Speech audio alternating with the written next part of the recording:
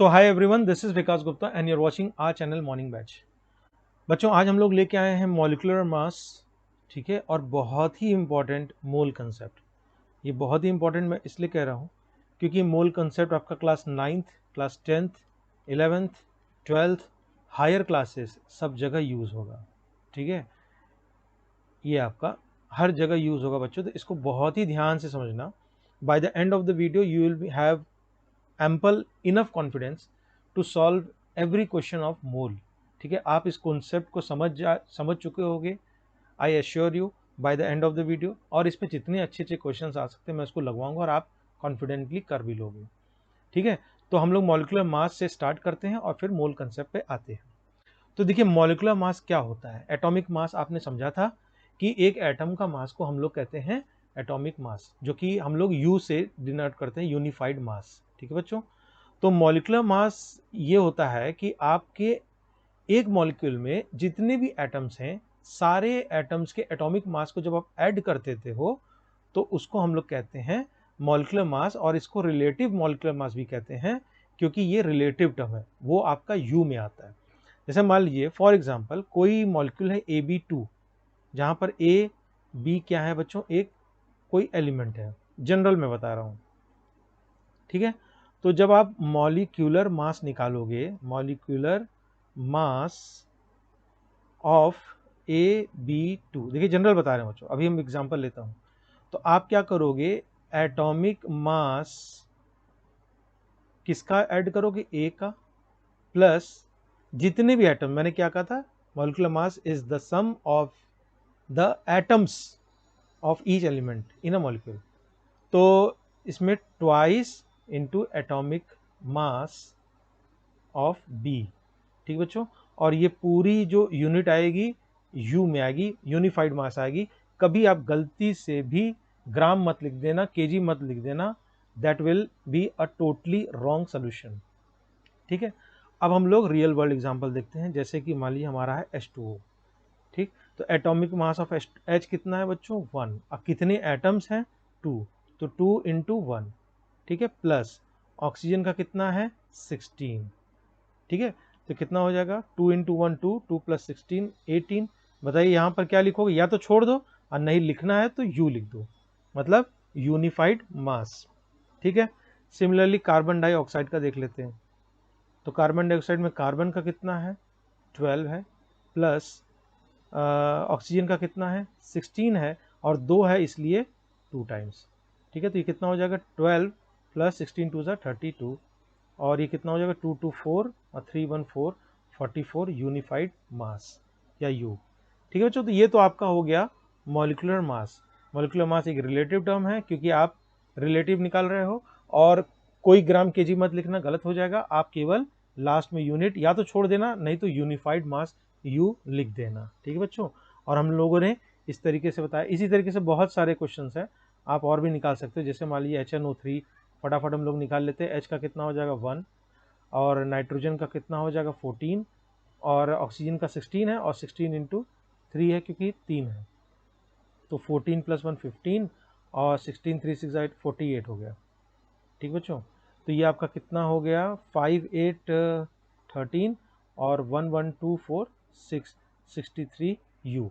तो अब हम लोग आते हैं द मोस्ट अवेटेड टॉपिक, वो है मोल, मोल कंसेप्ट। ठीक है, मोल कंसेप्ट देखिए बच्चों क्या होता है। जैसे कि मान लीजिए कि एक डजन में आप जानते हो कितने होते हैं, 12 एंटिटीज होते हैं। ठीक है, एक काउंटिंग सब्सटेंस है, आप एक दर्जन मान लीजिए सेब मांगे तो क्या होता है, उसमें 12 एंटिटीज रहेंगे। या एक दर्जन एग मांगे तो आपको दुकानदार कितना दे देता है, शॉपकीपर 12 एग्स दे देता है। उसी तरह बच्चों, मोल बहुत बड़ी कंसेप्ट नहीं है। मोल एक टर्मोलॉजी है जिससे कि हम लोग डिनोट करते हैं number of entities, number of entities. ठीक है, तो अब आप बोलोगे कि क्वांटिटी और काउंटिंग नंबर तो था ही, तो मोल कंसेप्ट की जरूरत क्यों पड़ी। तो देखिए, आप जब कोई रिएक्शन कराते हो, जैसे मान लीजिए कि H2 प्लस O2 बराबर H2O फॉर एग्जाम्पल।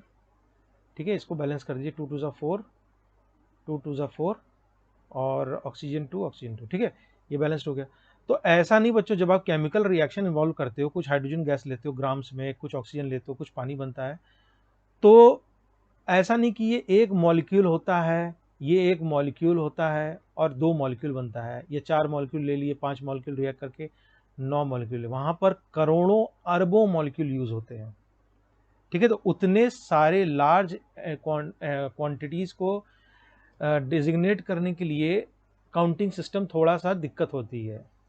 ठीक है, तो हम लोग एक बड़े टर्मिनोलॉजी को लेते हैं, जैसे कि मान लीजिए कि फॉर एग्जांपल कि आप छोटे छोटे क्वांटिटी को मान लो कि मेजर करते हो, जैसे गोल्ड है तो उसको 2 ग्राम मेजर कर लिए, 4 ग्राम मेजर कर लिए, लेकिन मान लीजिए कि आप पूरा पूरा जो कंट्री का फॉर एग्जांपल व्हीट प्रोडक्शन है जो कि हजारों टन में होता है, तो आप क्या करते हो, बड़ी यूनिट यूज करते हो कि नहीं, टन्स, व्हीट के लिए, गेहूं के लिए, सबके लिए यूज करते हो। ठीक है, वहां ग्राम तो यूज करते नहीं हो। उसी तरीके से बच्चों, जब केमिकल रिएक्शन होता है तो 1-2 मॉलिक्यूल रिएक्ट नहीं करता है, करोड़ों अरबों खरबों मॉलिक्यूल यूज होते हैं। तो वो कितने मॉलिक्यूल्स कैसे कैसे रिएक्ट किए, उसके लिए हम लोग मोल कंसेप्ट को लाते हैं। तो मोल एक नंबर ऑफ, एक आपका क्या है, नंबर ऑफ एंटिटीज को डिजिग्नेट करता है। ठीक है, तो 1 मोल बराबर कितना होता है, 6.022 into 10 to the power 23 entities. Entities, ये एंटिटीज कुछ भी हो सकता है, एटम भी हो सकते हैं, ठीक है, मॉलिक्यूल भी हो सकते हैं। एंटिटीज क्या क्या हो सकता है बच्चों, काउंटिंग सिस्टम है ना, एटम्स भी हो सकते हैं, मॉलिक्यूल्स भी हो सकते हैं, आयंस भी हो सकते हैं। ठीक है, आपके कुछ भी हो सकते हैं, नंबर ऑफ कार्स भी हो सकते हैं, नंबर ऑफ बैट्स भी हो सकते हैं, कुछ भी हो सकते हैं, ये तो काउंटिंग एंटिटी है।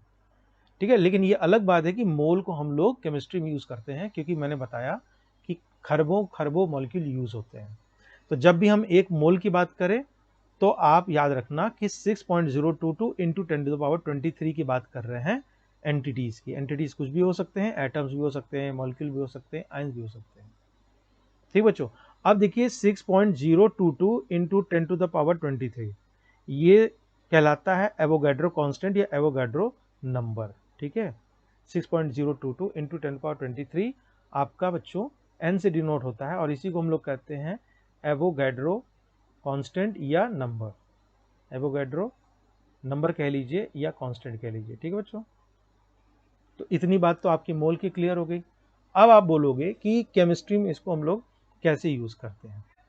ठीक है, तो जो हम लोग केमिकल रिएक्शन करते हैं लैब्स वगैरह में, तो ग्राम में लेते हैं रिएक्टेंट्स को, और प्रोडक्ट भी जो बनता है वो आपका किस में बनता है, ग्राम से बनता है। रिएक्टेंट से जब आप प्रोडक्ट बनाते हो तो बच्चों ये मान लीजिए कुछ ग्राम में लिए और यहाँ पे कुछ ग्राम में लिए। ठीक है, तो ऐसे आप समझो कि मान लीजिए कि ये आप ऐसे समझो, पहले एक मैं फॉर्मूला लिख देता हूँ। ठीक है, 1 mole is equal to given mass, किसी भी चीज का गिवन मास, ठीक है, अपॉन, अगर मॉलिक्यूल है तो मॉलिक्यूलर मास, और एटम है तो एटॉमिक मास। मॉलिक्यूलर मास, ठीक है, या आप कंफ्यूज ना हो तो एक और मैं लिख दे रहा हूं, या ऐसे लिख दो एटॉमिक मास। अगर एटम की बात कर रहे हो तो एटॉमिक मास, मॉलिक्यूल की बात कर रहे हो तो मॉलिक्यूलर मास। ठीक बच्चों, तो एक मोल अगर हमको निकालना है तो वो क्या होता है, given mass upon molecular mass by atomic mass. अगर मॉलिक्यूल दिया तो मॉलिक्यूलर मास, एटम दिया तो एटॉमिक मास, इसको हम लोग मोलर मास भी कहते हैं। ठीक है, एग्जाम्पल अभी देखते हैं तो क्लियर होगा। ठीक है, और एक मोल बराबर हम ये भी जानते हैं कि 6.022 इंटू 10 टू द पावर 23। ठीक है, अब हम लोग एक एग्जाम्पल देखते हैं तो आपको ये क्लियर पिक्चर आएगा कि इसका मतलब क्या होता है। ठीक है, जैसे मान लीजिए कि नाइट्रोजन, मान लीजिए कि आप नाइट्रोजन एटम लेते हो 14 ग्राम। ठीक बच्चों, आप लोग नाइट्रोजन कितना लिए, 14। देखिए ध्यान दीजिए यहाँ ग्राम है, तो इसके चलिए हम लोग मोल निकाल लेते हैं। तो मोल क्या होता है, मोल होता है गिवन मास। तो गिवन मास आपका देखिए ये गिवन है आपका। ठीक है, तो गिवन मास कितना है 14, और आपका एटॉमिक मास, ये चूंकि एटम है इसलिए एटॉमिक मास क्या होता है आपका, कितना होता है बच्चों, 14। तो इसको कैंसिल आउट हो जाएगा, तो ये क्या हो जाएगा 1। तो देखिए मोल आ गया 1, मतलब क्या है ये हम लोग 1 मोल आंसर आ गया, ठीक है, 1 मोल नाइट्रोजन एटम्स। अब इसी चीज को हम लोग देखिए कैसे कैसे डेजिग्नेट कर सकते हैं। तो अगर मान लीजिए नाइट्रोजन का 14 ग्राम है, तो ये इक्विवेलेंट है 1 मोल नाइट्रोजन एटम के, ये अभी हम लोगों ने निकाला। और यही इक्विवेलेंट है, चूंकि अभी हमने समझा कि 1 मोल एवोगैड्रो नंबर के बराबर होता है, तो ये इक्विवेलेंट है 6.022 into 10 to the power 23 atoms of nitrogen. अब आपको क्लियर पिक्चर हुआ होगा। मतलब अगर आप कहीं से मैनेज कर लीजिए नाइट्रोजन एलिमेंट एटम को, 14 ग्राम आपके पास अगर हाथ में हो, तो आप ये कह सकते हो कि मेरे पास 14 ग्राम नाइट्रोजन एटम है, या आप ये भी कह सकते हो कि मेरे पास 1 मोल नाइट्रोजन एटम है, या आप ये भी कह सकते हो कि जो आपने नाइट्रोजन हाथ में पकड़ा हुआ है उसमें कितने एटम्स हैं, 6.022 into 10 to the power 23 atoms. ठीक बच्चों, तो इतना ये मीनिंगफुल हो गया। अब मान लीजिए एक और एग्जांपल लेते हैं कि मान लीजिए कि 36 ग्राम आपका है पानी, ठीक है, 36 ग्राम तो आप मेजर कर सकते हो, बैलेंस लो, उसमें पानी लो, 36 ग्राम मेजर कर लो। तो अब आपको देखिए इसमें कैसे कैसे बताना है। पहले आप क्या करोगे, मोल निकालोगे, वेरी पेट फॉर्मूला, गिवन मास। तो गिवन मास आपका देखिए कितना दिया हुआ है, 36। अब देखिए बच्चों यहाँ पर क्या है, ये आपका मॉलिक्यूल है, तो एटॉमिक मास नहीं लोगे, मॉलिक्यूलर मास लोगे। तो मॉलिक्यूलर मास क्या होता है, अभी हम लोगों ने समझा। मॉलिक्यूलर मास क्या होता है, सारे एटम्स को जोड़ दो, तो 1 into 2 plus 16 is equal to 18, ठीक है, 18, ठीक बच्चों। तो गिवन मास आपका 36 है, मॉलिक्यूलर मास 18 है, इसको कैंसिल आउट करो तो कितना हो जाएगा 2। तो ये क्या आ गया, 2 मोल, ठीक है। तो अब देखिए इसको हम कैसे कैसे लिख सकते हैं, ध्यान दीजिएगा, बहुत इंपॉर्टेंट है ये। 2 mole of H2O means 36 gram of H2O means 2 मोल है, ठीक है। तो 1 मोल में 6 इंटू 10 टू पावर 23, तो 2 मोल में 2 into 6.022 into 10 to the power 23, लेकिन क्या, मॉलिक्यूल्स ऑफ वाटर। भाई बहुत इंटरेस्टिंग बात हो गई। मतलब कि अगर आपके हाथ में 36 ग्राम पानी है, तो आप बोल सकते हो कि भैया हमारे पास 2 मोल वाटर है, और आप ये बोल सकते हो 36 ग्राम ऑफ वाटर मॉलिक्यूल है, ठीक है। और आप क्वांटिटी अगर कोई बोल दे, तो बिना किसी माइक्रोस्कोप के, बिना किसी टेक्नोलॉजी के यूज किए आप बता सकते हो। बहुत ही बड़ी बात है, केवल आप वेट से बता दिए कि आपके हाथ में 2 into 6.022 into 10 to the power 23 molecule हैं पानी के। ये बहुत बड़ी बात है, केवल वेट से आप बता दिए, ठीक है। और बच्चों ये फर्दर इंप्लॉय करता है कि देखिए एक मॉलिक्यूल में 2 मॉलिक्यूल हाइड्रोजन का, ध्यान सुनना, एक मॉलिक्यूल में 2 मॉलिक्यूल हाइड्रोजन का, ऐसे यूनिटरी मेथड समझते हो ना। तो एक मॉलिक्यूल में 2 मॉलिक्यूल किसका, हाइड्रोजन का, ठीक है, एक मॉलिक्यूल में 2 मॉलिक्यूल। तो एक मोल में कितना, 2 मोल हाइड्रोजन का, ठीक है। तो एक मोल में अगर 2 मोल है, तो हम लोग क्वेश्चन में क्या निकाले, 2 मोल। तो 2 मोल वाटर में आपका कितना, 4 मोल हाइड्रोजन, ठीक है। देखिए सब कुछ रिलेटेड है, यूनिटरी मेथड है। एक मॉलिक्यूल में वाटर का 2 मॉलिक्यूल हाइड्रोजन, ठीक, एक मोल में 2 मोल हाइड्रोजन, 2 मोल में 4 मोल हाइड्रोजन, ठीक है। और 4 मोल का मतलब इसको आप एवोगैड्रो नंबर से मल्टीप्लाई कर दिए, 4 into 6.022 into 10 to the power 23 hydrogen atoms. ये भी बहुत बड़ी बात हो गई। क्या बात हो गई, देखिए आप लोगों ने पानी में अपने हाथ में क्या लिया था, 36 ग्राम वाटर, ठीक है, उसको आपने बता दिया 2 मोल ऑफ वाटर, और 2 मोल ऑफ वाटर से ही आपने हाइड्रोजन एटम कैलकुलेट कर लिया। मतलब बहुत बड़ी बात है, आपके पास हाथ में 36 ग्राम वाटर है, उससे आप केवल वेट से बता सकते हो कि उसमें कितने हाइड्रोजन एटम है। आपको कोई मॉलिक्यूल टेक्नोलॉजी की यूज करने की जरूरत नहीं है। और वो क्या कंसेप्ट है? मोल कंसेप्ट। और इसीलिए बच्चों ये बहुत ही इंपॉर्टेंट टॉपिक है, मोल कंसेप्ट। ठीक है, एक बार और मैं बता दे रहा हूं कि अगर आपके हाथ में देखिए 36 ग्राम वाटर है, इसका मतलब कि आपके पास 2 मोल वाटर मॉलिक्यूल है। और 2 मोल यहां से देखिए 2 मोल वाटर मॉलिक्यूल का मतलब 4 मोल हाइड्रोजन एटम है। और 4 मोल का मतलब कि आपके पास 4 × 6 × 10⁻23 हाइड्रोजन एटम है। ये बहुत बड़ी क्वांटिटी है। मतलब इनडायरेक्टली अगर आप बोल सकते हो कि मेरे पास 36 ग्राम वाटर है, तो आप बोल सकते हो इनडायरेक्टली बिना कैलकुलेट किए कि मेरे पास 4 × 6.022 × 10⁻23 हाइड्रोजन एटम मेरे हाथ में है इस समय। This is very big thing, hydrogen atom.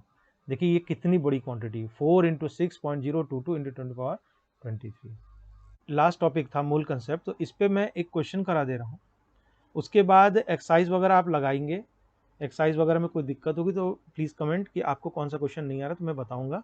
और अगर आप चाहते हो मैं सेपरेट वीडियो बना दूं एक्सरसाइज पे, तो वो भी मैं बना दूंगा। ठीक है, जैसे एग्जांपल ले लीजिए कि आपको पूछा है मास पता करना। ठीक है, मास आपको निकालना है किसका? 0.5 मोल ऑफ नाइट्रोजन गैस। ठीक बच्चों, आपको 0.5 मोल नाइट्रोजन गैस का मास पता करना है। ठीक है, और मान लीजिए कि आपको मान लीजिए बच्चों पूछा है 24.088, ठीक है, into 10⁻23 number of nitrogen atoms. पहला सॉल्यूशन हम लोग देखते हैं। ठीक बच्चों, तो पहला आप क्या करो, मास निकालना है तो आप क्या करो, जो मोल का फॉर्मूला है वो लिख लो। तो मोल क्या होता है? Given mass. ठीक है, गिवन मास आपका जो भी रहेगा उसको लिख लो। अच्छा, मास ही तो पता करना है, तो मास अपॉन मोलर मास। तो नाइट्रोजन का बच्चों देखिए नाइट्रोजन एटम नहीं है, आपका क्या है? देखिए नाइट्रोजन गैस है। तो नाइट्रोजन का 14 होता है, तो नाइट्रोजन गैस का 14 × 2 कितना होता है? 28 ग्राम होता है। आप यहाँ पर नाइट्रोजन गैस का निकाल रहे हो ना, तो मोलर मास ऑफ नाइट्रोजन लिखोगे 28। ठीक है, तो मास कितना हो जाएगा? बराबर number of mole into 28, cross multiply कर दो। नंबर ऑफ मोल कितना दिया हुआ? 0.5 और इंटू 28। ठीक है, तो कितना हो जाएगा? 5 8 ज़ा 40 और 5 2 ज़ा 10 और 14। ठीक है, और आपका एक डेसिमल लग जाएगा, तो 14 ग्राम। आंसर कितना हो जाएगा बच्चों? 14 ग्राम ऑफ नाइट्रोजन गैस। ठीक है, मतलब आपको बोल रहा है कि इतने ढेर सारे नाइट्रोजन आपके एटम्स हैं। कि पहला वाला जो था ये वाला, ये जो मास निकालना था आपको इस पार्ट का निकालना था, 0.5 मोल ऑफ नाइट्रोजन गैस। और देखिए ये अलग पार्ट है, इसमें भी मास निकालना है, लेकिन आपको नाइट्रोजन एटम की बात कर रहा है कि इतने सारे नाइट्रोजन एटम होंगे तो हमारा मास कितना होगा। ठीक है, तो दोनों को मिक्स मत कीजिएगा। तो सेकंड वाले में थोड़ा सा लॉजिकल है, आप ध्यान दीजिएगा। ये देखिए इसमें भी आपको कुल मिला के अगर मास निकालना है तो मोल निकालने आना चाहिए। तो मोल के लिए आपके पास क्या फॉर्मूला है? Mass by given molar mass. लेकिन देखिए यहाँ पर बड़ी दुविधा है, क्या दिया हुआ है आपको? क्वांटिटी दिया हुआ है एटम्स। तो कोई बात नहीं, जो हम जानते हैं वो लिख लेते हैं। ठीक है, तो 6.022 इंटू 10⁻23 एंटिटी मिलके क्या हो जाएगा? 1 मोल। ठीक है, हम लोग यूनिटरी मेथड को यूज कर रहे हैं और कुछ नहीं। ठीक है, तो अगर मान लीजिए कि इतने एटम्स हैं नाइट्रोजन के, तो कितने मोल हो जाएंगे? इतने हो जाएंगे। एक है तो कितने हो जाएंगे? 1/6.022 इंटू 10⁻23। और हमको दिया कितना है बच्चों? ये देखो हमको दिया 24.088। हमको दिया हुआ है नाइट्रोजन एटम 24.088 इंटू 10⁻23। तो ये क्या हो जाएगा? यूनिटरी मेथड फॉलो करो, 24.088 इंटू 10⁻23 अपॉन 6.022 इंटू 10⁻23। ठीक है, ये क्या आने जा रहा है, मोल्स आने जा रहा है। किसका आने जा रहा है, नाइट्रोजन का, एटम्स का। देखिए 10 टू द पावर 23 आपका 10 टू द पावर 23 से कैंसिल आउट हो जाएगा, और देखिए ये 4 टाइम्स हो जाएगा, 4 टू जाए 6, ठीक है। तो ये आपको क्या दे देगा बच्चों, 4 मोल दे देगा। अभी भी देखिए आपके पास मास नहीं आया है, ठीक। तो मास निकालने के लिए आप क्या करोगे, same formula, mole is equal to mass upon molar mass, ठीक है। बस इसी फॉर्मूले में आप रख दीजिए।